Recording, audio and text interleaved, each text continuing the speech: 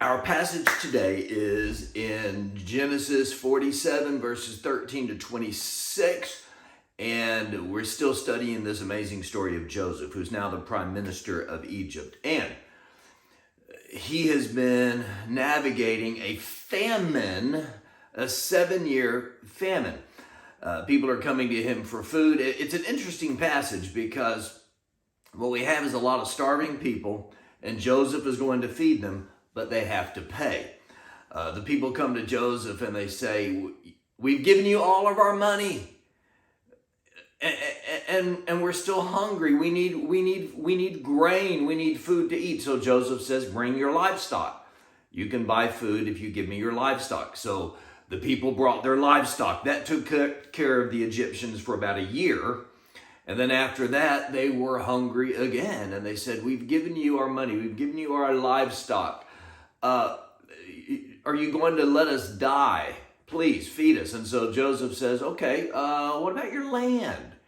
Give Pharaoh your land and your very selves, and we'll give you food to eat. We'll give you grain to plant." And so that's what they did. So now Pharaoh has their money, he has their livestock, he owns their land, and he owns them. The people of Egypt had been reduced to servitude. And on top of that, let's institute a tax system starting now and in the future. When you do plant seed, 20% of it goes to Pharaoh. So there's a 20% tax on everything that the farmers get. They're starving, and their option is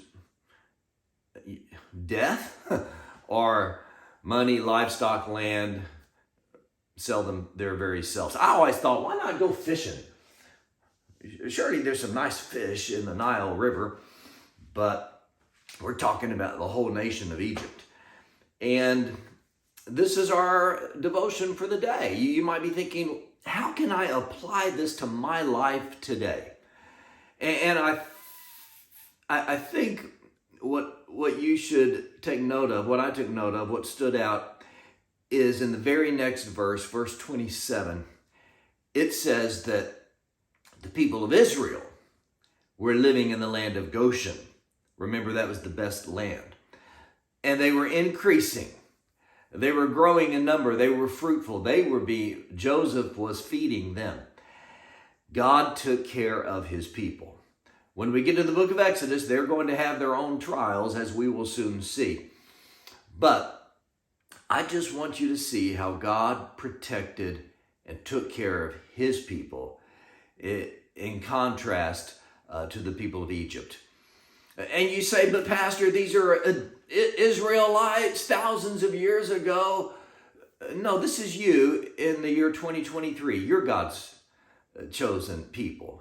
How can I say that? Because the Bible says that in 1 Peter chapter 2, verse 9 says, "We are a chosen race, a holy priesthood, a people for God's own possession." Who are the people of God? You are the people of God. And just as God protected and took care of the children of Israel all those many years ago during Egyptian famine, God will take care of you as well. Remember that today, whatever may come your way on this Monday. And remember, as you go throughout the day, remember who you are.